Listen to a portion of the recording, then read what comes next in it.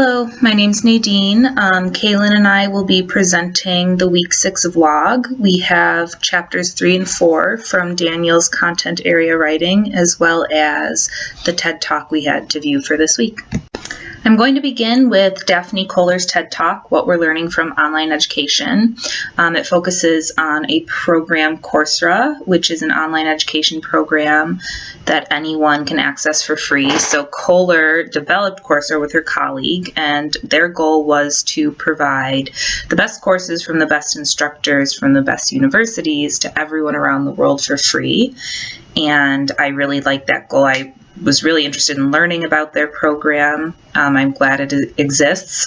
I think that often we can take for granted our access to education because that is not a given for everyone, obviously. And you can see in the image on this screen their success. So they've had, 1.5 million enrollments in classes, 6 million completed quizzes, 14 million video views, and those numbers just go on and on. So it really is a program that people are responding well to, and they are finding success.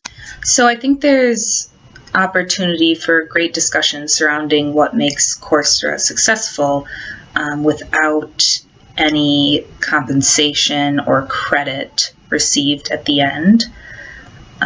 Kohler discusses how the use of deadlines, actual grades, and a certificate of completion at the end is incentive for Coursera students to finish the course. And I think that this is true for all online classes. Having taken an online class, weekly deadlines are very important because it helps you stay on top of the material. In this online course that we're all taking now, if you don't meet the deadlines, you fall behind. So it just, holds you accountable. You know what criteria needs to be met and when. So I think including that as a part of Coursera is important so that people do continue the course to the end. So if everyone wants to stop the video for a moment and consider whether or not you yourself would find Coursera enticing, especially considering you wouldn't receive any real college credit at completion. And in what situations in your life would you be interested in a program like this, or would you find it beneficial? So this is something that I would have you answer in the comments below. So how can online classes like those in Coursera improve learning? I liked how Kohler discussed lecture hall settings in that type of class, and how the instructor may ask a question and one student will answer and the instructor will move forward before most people in the class have had a time to even consider the question. So classes in Coursera allow students to work, actively learn, and practice at their own rate so that you don't miss anything like you may in a lecture hall. Students also aren't going to learn by passively watching a video, so the structure of their classes include practice questions, quizzes along the way while you're going. Because students do need to practice for maximum retention, and we'll talk about that later with some writing to learn strategies in chapter 3.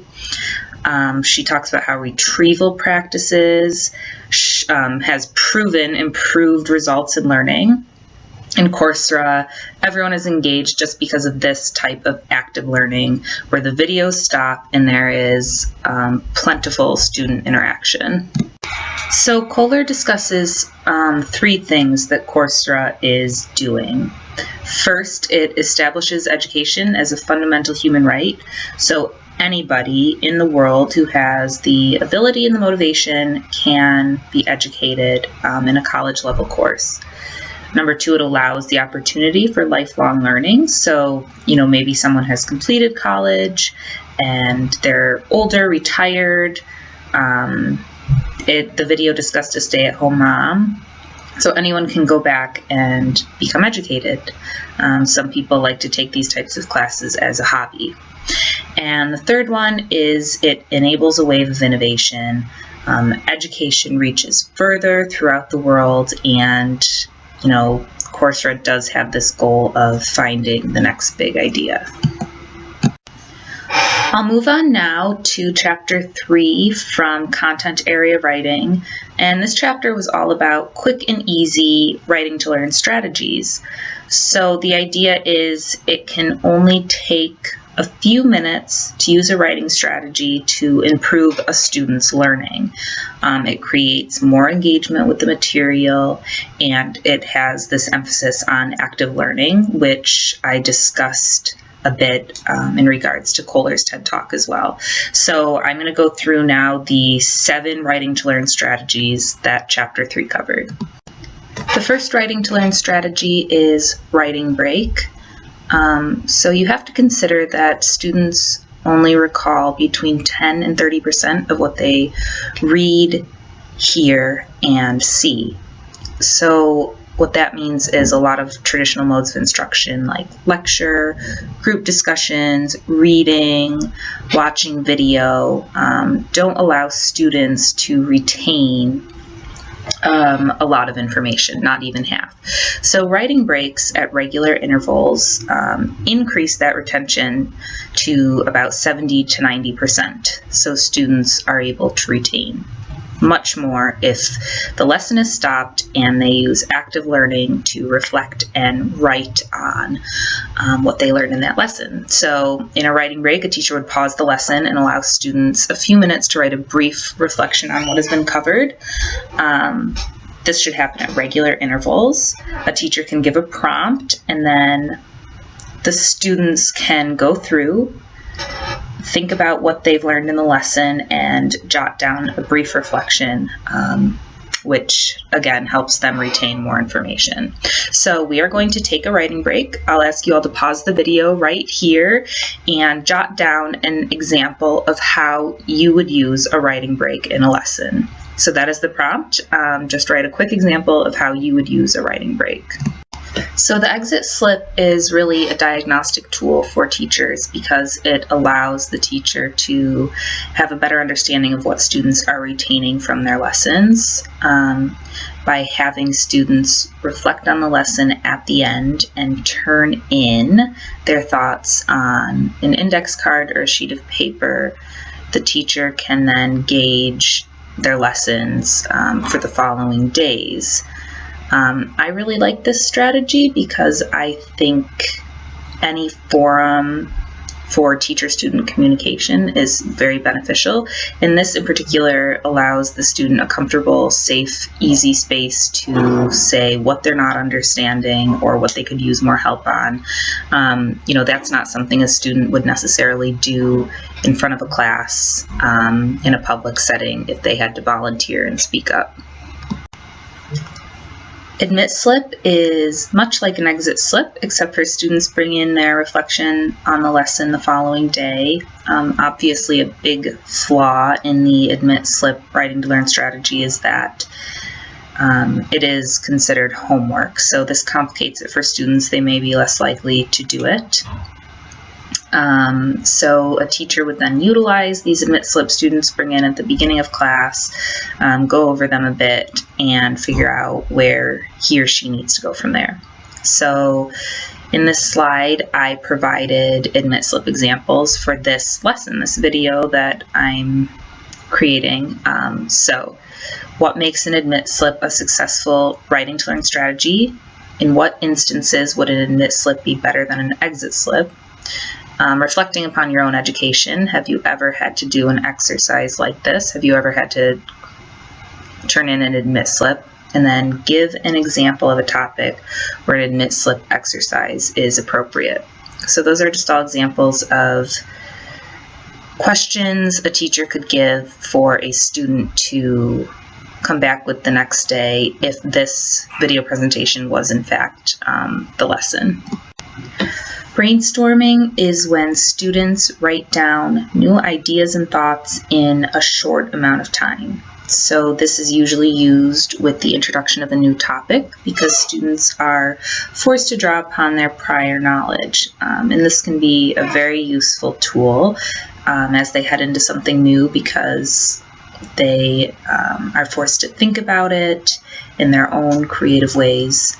I personally benefit from brainstorming, especially if introduced with something new. It allows you to think for a minute before you jump right into the assignment or information. Drawing and illustrating is when teachers have students create something to reflect upon what they learned.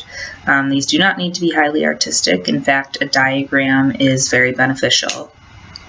I think that this writing to learn strategy is great for visual learners. A lot of students are visual learners and they learn very differently than what a lot of traditional instructional modes provide.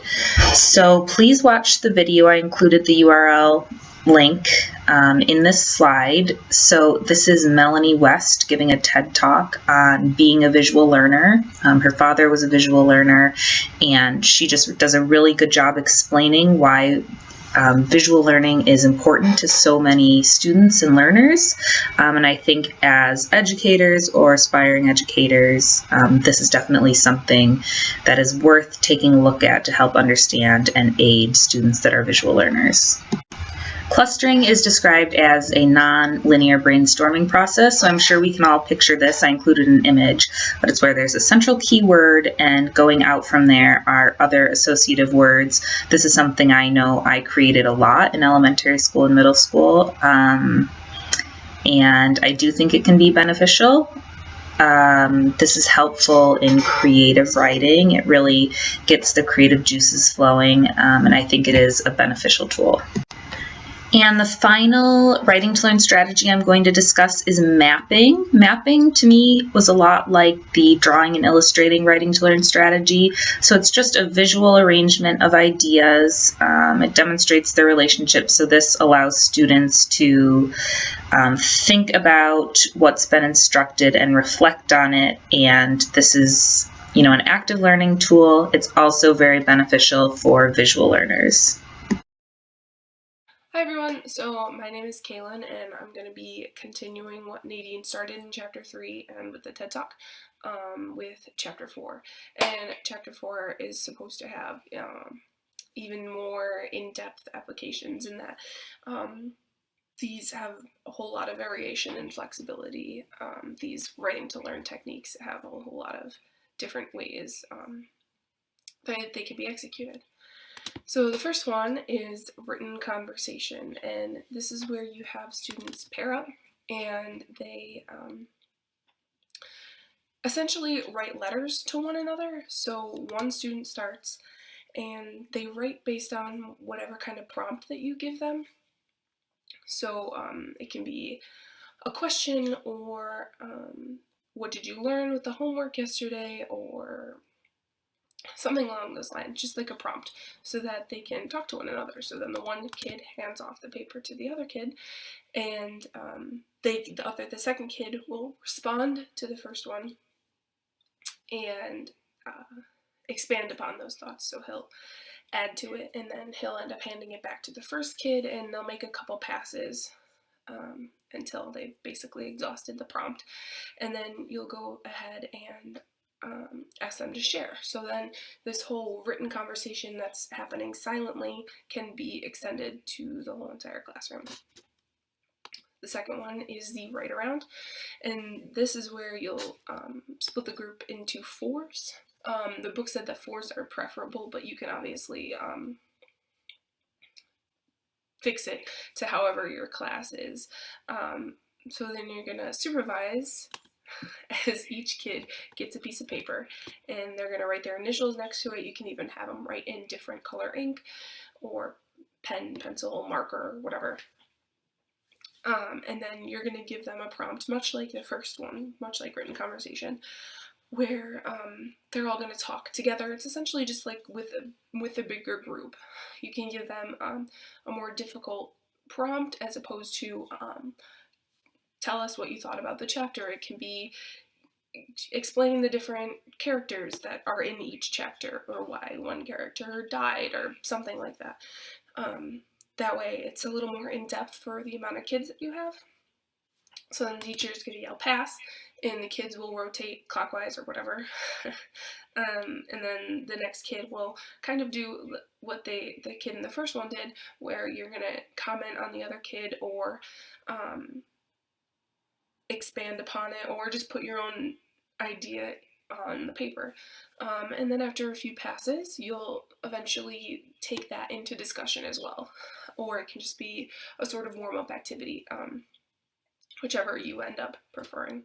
So the next one is carousel brainstorming, and this the next few don't really have a lot of separating kids or anything like that. A lot of them are just writing. So this is where you'll use chart paper set up around the room, and then you'll get small groups of kids with different markers, and they're gonna start going around the room. They'll start at one station and then move to the next, and to the next, and to the next.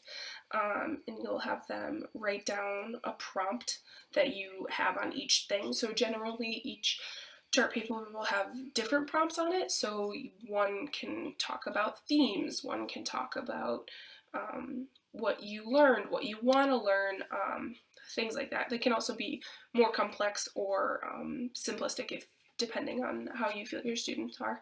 And then the whole idea is that it gets harder and harder as time goes on, because there's so many different things being written down. And a few things to remember is that you want to keep a strict time limit, especially a short, strict time limit, so that the kids are pressured to write whatever comes to their brains first, so that it's kind of like a word vomit. And in that, you want to remind the kids that you want quantity mostly over quality, because you want everyone's knee-jerk reactions, because it's easier to get an assessment of how the kids actually feel if you're putting that sort of time restraint on them. And the book really stressed on keeping an eye out for mischief, because the kids are able to move around a lot more and they're working in their groups, so you just have to make sure that you look out for that. The next one is the double entry journal, and this is also called Cornell Notes.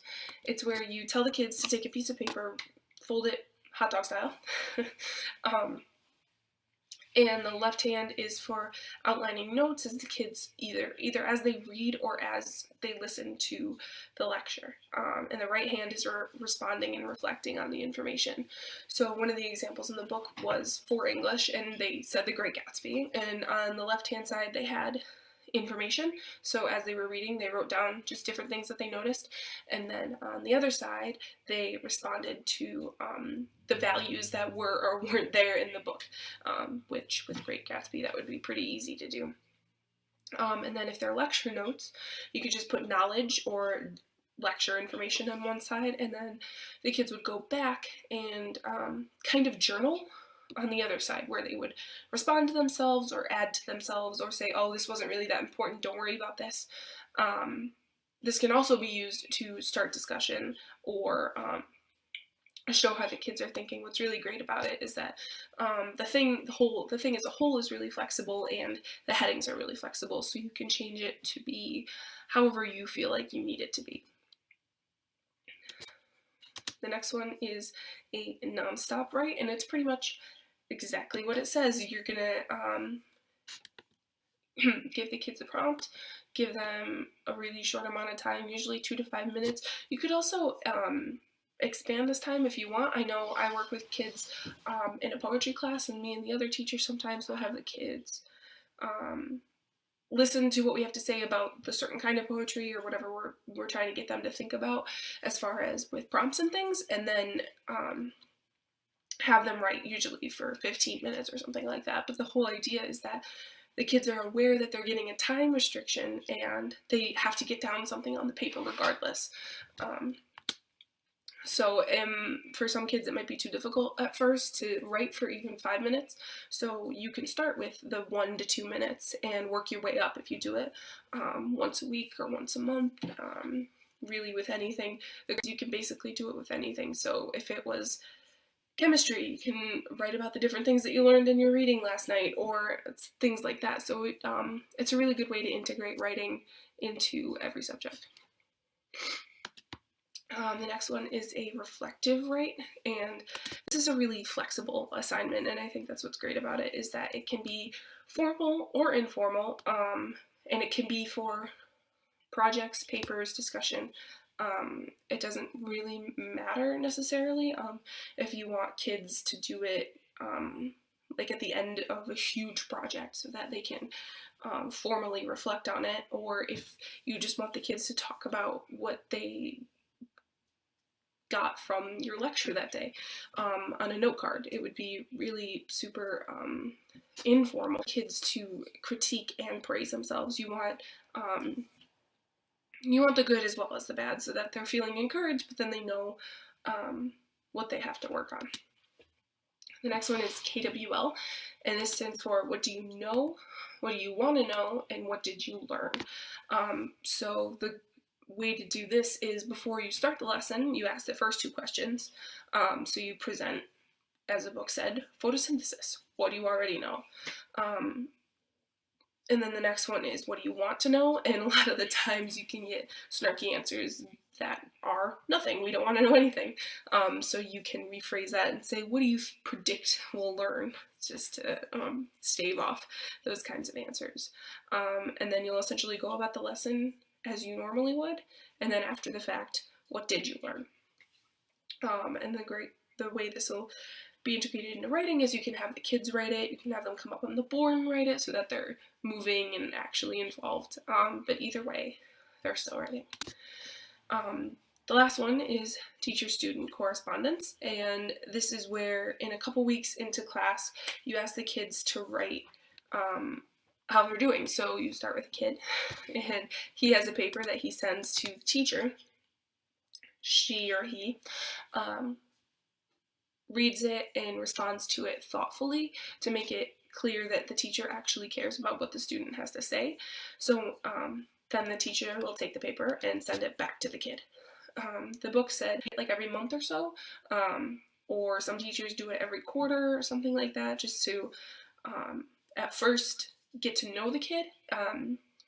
You can ask them questions about themselves, their home lives, what they like to do, and then respond.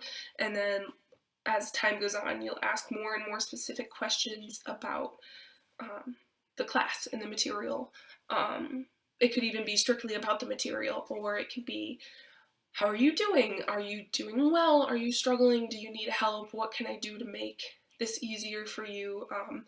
What do you think I could do as a teacher? And I feel like some kids would like to be able to critique their teacher, but if you're being open about it throughout the whole year, they're more likely to be real and honest with you.